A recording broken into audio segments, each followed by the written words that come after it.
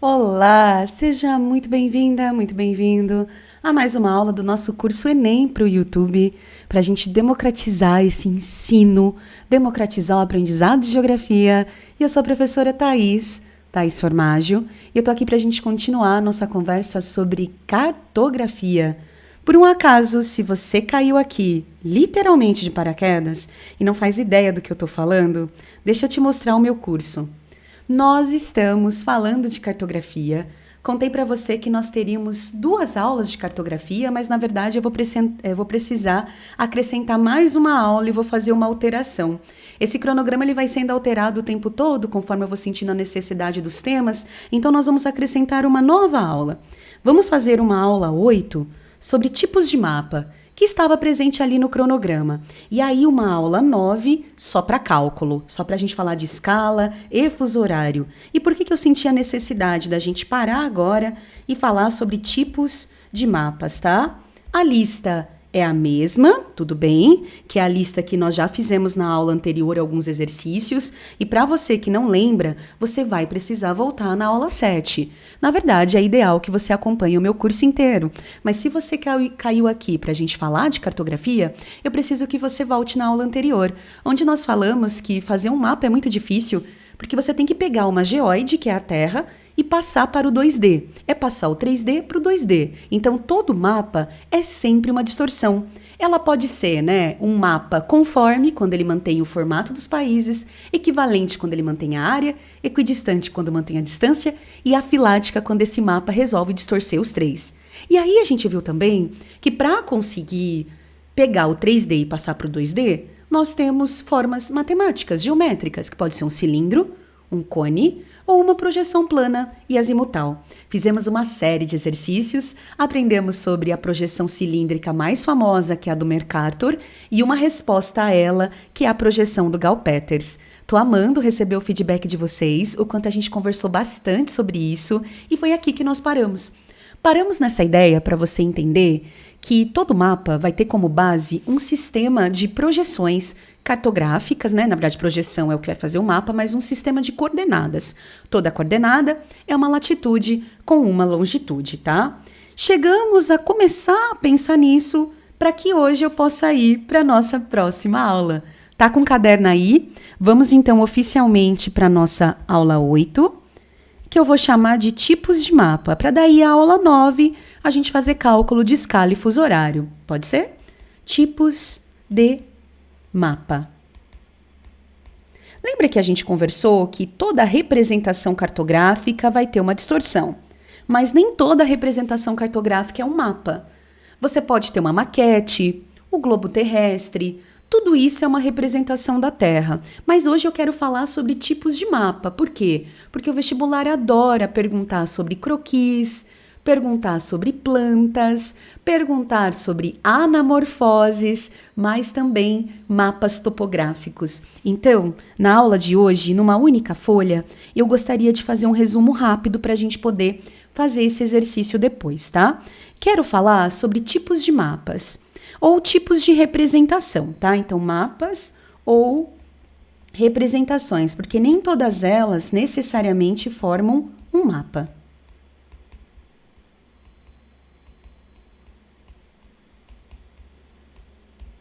Você já ouviu falar sobre croquis? Quem gosta de desenho faz o croquis, né? Antes de você desenhar um vestido, por exemplo, você faz um croquis. Além do croquis, nós temos uma outra forma de representação. Vocês perceberam que eu sempre gosto de fazer tabela, né? Eu acho que fica muito inteligente, fica rápido, porque a gente está num curso de estratégia para o Enem. Além do croquis, nós temos as plantas, que eu acho que todo mundo já deve ter visto. Nós temos os mapas topográficos, que esse vai pedir um pouquinho mais de cuidado da nossa parte.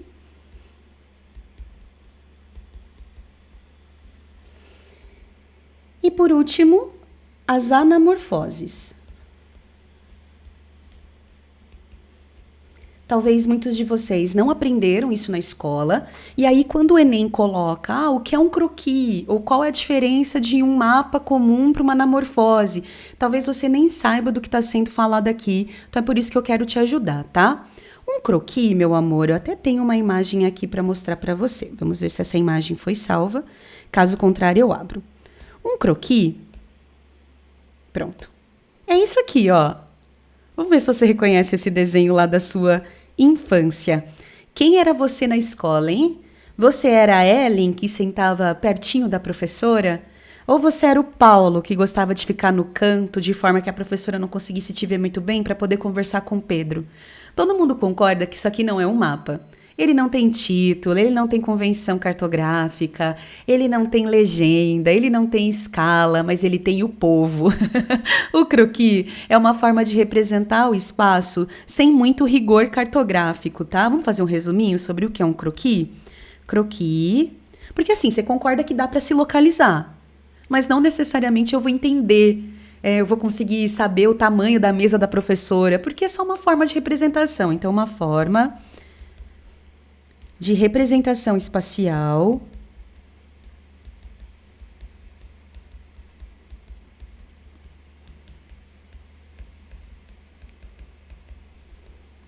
sem rigor cartográfico. Então, dá para me localizar, não dá? Dá. Mas não tem aquele rigor cartográfico, sabe?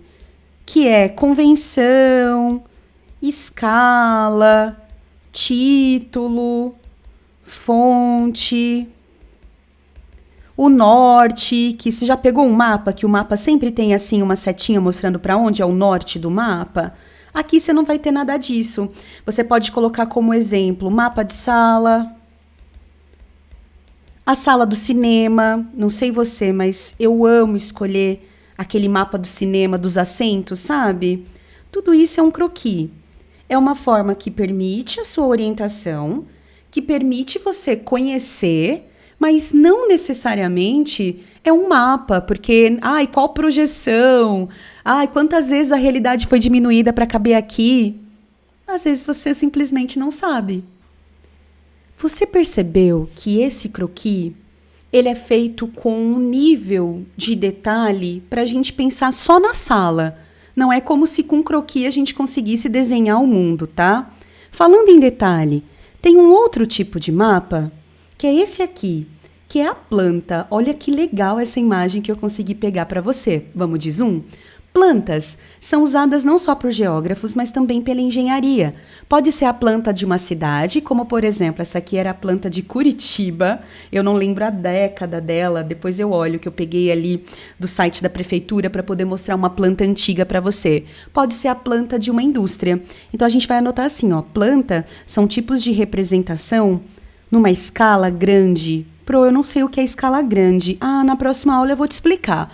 Qual que é a diferença de uma escala grande para uma escala pequena? Escala grande, já vou adiantar, é uma escala grande em detalhes. Então, é uma escala grande que tem bastante detalhes. Então, não dá para mapear o mundo através de uma planta. É a planta do mundo, impossível. Pode ser, por exemplo, a planta de uma casa, a planta do bairro, a planta de uma indústria, a planta de uma cidade, tá? A partir disso, você já não consegue, porque dá para você ver as ruas, tá vendo? Quanto maior o detalhe, maior é a escala. Grava isso, porque na aula que vem eu vou falar sobre escala grande, escala pequena e vou te ensinar a calcular. Isso é uma planta. Mas, e o que seria um mapa topográfico que vira e mexe? Eu vejo umas imagens dessa no Enem, eu vi que na sua lista tem, e eu confesso que eu não sei interpretar. Como pode vocês da geografia, só de olhar para isso aqui, saber que aqui tem um pico, aqui tem outro pico? Como que você consegue saber que aqui é o ponto alto e aqui é inclinado? Como eu faço isso? Então a gente vai esperar só um pouquinho e eu vou abrir mais uma página em branco, porque eu queria te mostrar um exemplo. Vamos lá. Cada uma dessas linhas de um mapa, queria até contar para você o que significa cada uma dessas linhas, tá? Eu vou desenhar aqui um mapa topográfico que eu estou inventando de vozes da minha cabeça. Se você tiver canetinhas coloridas, você pode usar para mim? Tudo bem? Fiz ele esquisitão assim mesmo. Lá no Enem, para você saber onde está o ponto mais alto, onde está o ponto mais baixo, sempre vai ter o número de cada uma dessas linhas. Cada linha é uma curva de nível. A gente chama de isoípsias. Isoípsias, curva de nível. Vamos dizer, então, que aqui a gente tenha 1.000 metros. Aqui a gente já tem 800 metros. E aqui nós temos 600 metros. De modo que qual que é o intervalo, gente? De uma linha para outra? 200 metros, né? E aí você já consegue pensar em 3D. É como se fosse aqueles copinhos da infância. Você tinha de levar na mochila da escola, que ele fazia... Aí ficava pequenininho, aí ele ficava maior. Pensa dessa maneira, tá? Mas aqui tem uma regra. Cada linha... Você pode fazer um resuminho para mim? Pega uma folha de sulfite, tá? Chega, né? Você aprendeu esse conteúdo com slide, então vai aprender a desenhar comigo. Cada linha é uma curva de nível. Confia no processo, pessoal. Eu estou oferecendo 35 aulas gratuitas para você que não tem condição de pagar um cursinho, poder aprender geografia. Ou para você que paga um cursinho, mas não se adaptou ali, talvez, à explicação e gostaria de ter uma outra visão. A gente vai pensar nas questões do Enem do jeito que já foi cobrado. Cada linha é uma curva de nível. E essa curva de nível, ela tem uma regra, tá? Regras de uma curva de nível. Uma curva jamais corta a outra. Quando você estiver vendo um mapa de curva de nível e de repente você viu uma linha assim, ó, com certeza isso não é uma curva de nível. Isso é um rio. E aí você viu uma outra curva assim, uma estrada, mas jamais uma outra curva de nível. Uma curva de nível nunca se sobrepõe. E tem uma outra regra, gente, que eu vou pedir para você colocar aqui para mim, que é a seguinte: quanto maior a proximidade de uma curva com a outra, maior é a inclinação. Vamos escrever isso? Primeira regra: uma curva jamais corta a outra. Segunda regra: quanto maior a proximidade. Tudo bem? Vou sair daqui para você copiar melhor. Ó. Quanto maior a proximidade,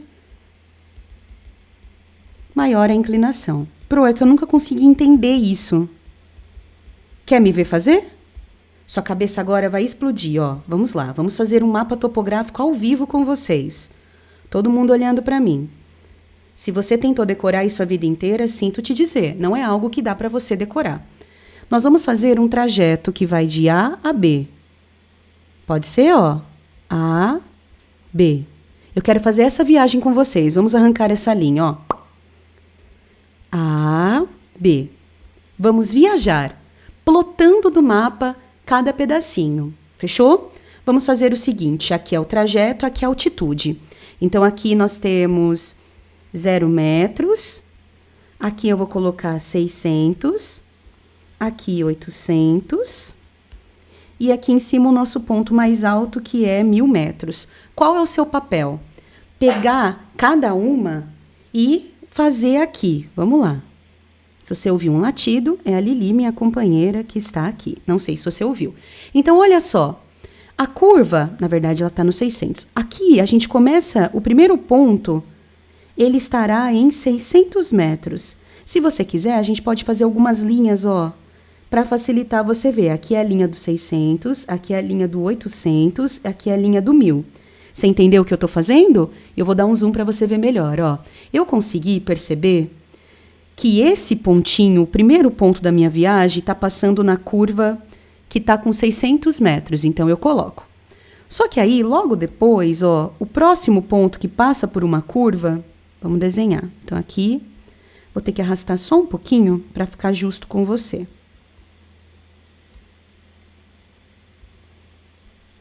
Você já vai entender o que eu vou fazer. Eu só preciso alinhar, acho que você já percebeu, né?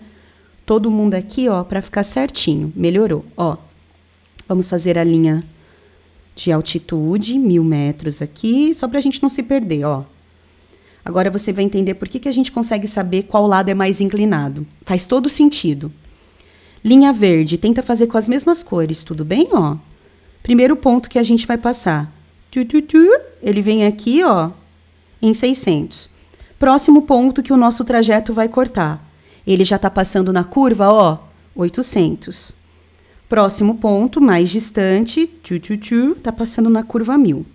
Continua viajando. Cada vez que ele passar ali, pela primeira vez em cima de uma curva, você passa, ó. Aí aqui ele volta para o 1.000.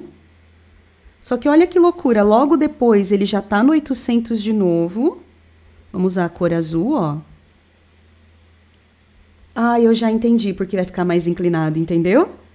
Porque é mais abrupto a forma como ele tá passando pelas curvas de nível, ó. Então, se a gente fosse fazer uma brincadeira aqui, que seria ligue os pontos, vamos ligar os pontos? Olha como ficaria esse relevo, ó. Ou seja, aqui eu tenho maior declividade. Legal, né? Lembra do que eu falo aqui desde o primeiro dia que eu me ofereci para te ajudar nessa trajetória? Nada é difícil.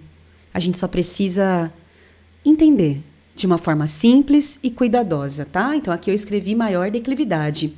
Posso fazer uma pergunta para você? Você se importa com essa pergunta? Coloca uma rosa dos ventos que nós aprendemos na aula de rotação. Não leio sem óculos. Olha esse rio. Para onde o rio está correndo, pessoal? O rio corre para sudeste. E como eu tenho certeza que o rio está correndo para sudeste e não está subindo para noroeste? Porque, pelo amor de Deus, o rio não sobe, né? Ele está saindo de 1.000 metros para 600 metros. Fechou? Será que fechou mesmo? Ah, então isso significa que eu posso fazer um exercício da minha lista com você? Posso te mostrar uma coisa? Eu quero que você faça comigo agora o exercício 17. É um exercício antigo do Enem, mas ele é tão bom. Vamos lá? Pausa. Aí você termina de copiar e vem fazer o exercício 17 da lista. Um determinado município está apresentado na planta abaixo, então planta é um tipo de mapa também, dividido em regiões da letra A à letra I, com altitudes e terrenos indicados por curva de nível, cada uma daquelas linhas. E é preciso decidir onde a gente vai colocar um parque industrial e onde a gente vai colocar uma torre, sabe aquelas torres de telefone? De recepção e de transmissão. E aí você tem alguns elementos dessa cidade que eu acho que vale a pena. No dia da prova eu não faria isso, só vou fazer para facilitar. Ó, o verdinho é vegetação. Lembrando que vegetação, por exemplo, essas manchas aqui, ó, atrapalham o sinal da torre de transmissão, tá? Legal a gente saber disso, beleza. O risquinho cinza é o rio. Então eu já vou, ó, passar para que vocês possam visualizar. Como que eu sei que é um rio? Porque está cortando a curva de nível. Aí ele diz também que a gente tem aqui a cidade, que é essa forma muito louca aqui. Isso aqui é a cidade, tá? Lembrando que a gente tem que instalar uma indústria e uma torre de transmissão. Cidade. E aí depois eu vou usar um amarelo para te mostrar onde está a rodovia. Aí, ó, seja alguém muito estrategista. Você precisa colocar, número 1, ó, um parque industrial. Número 2, uma torre de transmissão. Olhando para a imagem, eu consigo saber que aqui é alto pra caramba, tá vendo? 40. Aqui já é mais baixo, perto do rio já tá no 10. Então eu fico pensando, cara, a torre de transmissão, o ideal seria colocar ela no ponto mais alto, que é o 40. Então vamos colocar ela aqui, ó, na linha mais alta. Vamos pegar a linha mais alta. Oh, mas tem um problema se eu colocar a torre de transmissão, que é o número 2. Ela está longe da cidade, perto da floresta. Então, lembrando que você tem que escolher uma das letras. Em que letra estará o número 1? Com certeza, por exemplo, aqui. Ah, aqui está baixo, ó, aqui é 10 metros. Torre de transmissão tem que ficar mais alta que a cidade. Ah, no B, mas está longe. No A, está longe. Então, a torre de transmissão, na minha cabeça, faz sentido ser no E. Porque está mais alto, está próxima da cidade, não tem nenhuma floresta por perto. Gostei. E a indústria? Bom, a indústria eu vou evitar porque ó, o enunciado fala que eu também preciso cuidar do meio ambiente. Ele fala adequação de impacto ambiental. Alguém tinha me falado assim numa aula, faz a indústria aqui, no meio da floresta. Indústria também precisa estar perto da rodovia. Ah, faz na letra A. Você vai construir uma indústria na inclinação perto do rio. Alô, meio ambiente, chama o IBAMA. Ah, vamos construir no H, perto do rio? Você tem que construir num lugar que seja plano e perto da rodovia. I. Então, aqui no I, a gente vai construir o 1. O que era o 1 mesmo? A indústria. E aí, aqui, a gente coloca a torre de transmissão. De nada. Gostou? Não concordei. Oh, meu amor, sinto muito, essa era a resposta. E os motivos já foi dado aqui por mim. Você precisa, exatamente, ter a ideia, presta atenção no que eu estou falando, de adequação ambiental. Eu não vou colocar uma indústria do lado do rio. E eu não vou colocar uma torre de transmissão no meio da floresta. Use seu senso de mundo para conseguir responder, tá bom? Vamos para mais uma, gente? Mais uma questão da nossa lista? Eu quero fazer a questão 8, que fala sobre anamorfose. E aí eu vou ler e já vou dar aula. Vamos lá? Anamorfose, aná é anomalia, tá, meu amor? Se você nunca ouviu falar, ó, aná é anomalia, morfo é forma, anomalia da forma. Anamorfose é uma transformação cartográfica espacial em que a forma dos objetos é distorcida para poder destacar o tema. As áreas das unidades espaciais ao qual o tema se refere é alterada de forma excepcional pelo respectivo valor. Então vamos lá, a gente pega um mapa normal, vamos pegar um mapa como esse aqui que a gente fez na aula passada. E aí eu quero colocar casos de dengue. E o Brasil tem muitos casos de dengue, então o Brasil ficaria gigante, enquanto Estados Unidos ficaria pequenininho. Então você vai distorcer o que você quer falar.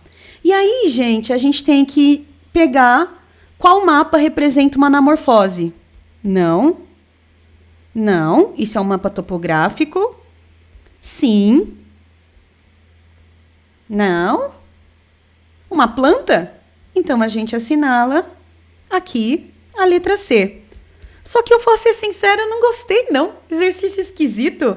É por isso que eu vou mudar de tela rapidinho e vou te mostrar um site para você conhecer algumas anamorfoses. Você vai entrar no site do IBGE, IBGE Educa, e vai jogar lá.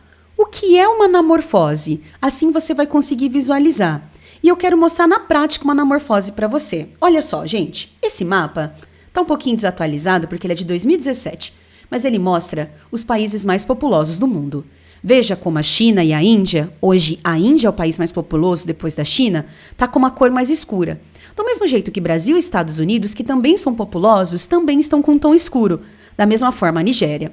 Se a gente quisesse fazer uma anamorfose disso aqui, bastava a gente aumentar muito a China e aumentar muito a Índia para mostrar que ali o fenômeno é muito forte. Então, como que ficaria esse mapa se ele fosse uma anamorfose? Ele ficaria assim. Olha o tamanho da China, olha o tamanho da Índia. Mas como que isso cai no Enem e nos vestibulares? Vai cair a anamorfose, e aí é que nem quando em matemática você não tem o valor para fazer o cálculo e você tem que ir testando na fórmula. Você já fez isso? Às vezes não tem as variáveis e você tem que testar a alternativa na fórmula. Digamos que você não sabe que essa anamorfose é sobre população. E ali no Enem você tem 5 alternativas. Vamos imaginar assim enquanto eu vou falando, ó. Alternativa A. A anamorfose representa o PIB. Europa não tá tão grande. Estados Unidos também não. China e Índia não é a maior economia. Então aí você descarta, tá? Então você sempre vai pegar o que tá maior. E você vai escrever Índia e China e vai testando. Letra B. A anamorfose representa a quantidade de armas nucleares. Você fala, putz, mas Estados Unidos e a Rússia tá pequena. Coreia do Norte também não tá tão grande. Porque são os países que possuem armas nucleares. Então você deleta. Letra C. A anamorfose representa casos de HIV. Aí você fala, putz, mas na China e na Índia não era o continente africano que tinha a maioria da concentração dos casos de HIV? Aí você então deleta também. Aí tem uma próxima. Então é assim que você vai fazendo. Você vai testando a alternativa na anamorfose. Espero do fundo do coração ter te dado uma dica essencial para você gabaritar qualquer tarefa quando alguém te perguntar sobre anamorfose. Vamos voltar lá no meu resuminho para você terminar a sua ficha de sucesso? Aqui a gente faz teoria, a gente resume, a gente faz exercício, a gente é estrategista, a gente sabe o que está fazendo, né? Para facilitar a sua vida, ó. Aná é anomalia. Morfo é forma. Anamorfose é quando você tem uma distorção do formato do país ou daquela região específica para destacar uma informação. Fechado, gente? Esses são os tipos de mapa bem famosos para o seu vestibular. Então, para destacar, vou ficar aqui no cantinho. Uma informação.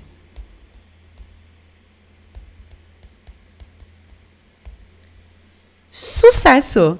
Essa foi a nossa aula sobre tipos de mapa. É uma aula bem rapidinha, mas na semana que vem a gente vai continuar conversando. E aí a gente fala de escala, fuso horário, e eu aproveito e já falo de satélite também, para daí encerrar esse assunto, tá? Você pode sair dessa aula, já assistir a próxima, ou esperar, assistir dentro do seu cronograma, mas o que importa é você, até que enfim, começar a gabaritar cartografia. Bom, mais uma vez, quero te agradecer por esse projeto, tá? Agradecer por estar aqui comigo nesse projeto, me ajudando a democratizar o ensino de geografia. Eu sei que talvez você não tenha condição de assinar meu curso, estou aqui para te ajudar, você que presta Enem, para conseguir aprender, ter menos medo, da geografia, ou medo nenhum a partir do nosso conteúdo. Não esquece de deixar o seu like, o seu comentário, enviar esse vídeo para um amigo e me ajudar a continuar, porque eu estou aqui semanalmente, tirando um tempo da minha rotina, preparando essa aula, gravando ela para você e disponibilizando aqui no YouTube. Um beijo para você, comenta aqui um coraçãozinho se você gostou dessa aula. Tchau, pessoal, até mais!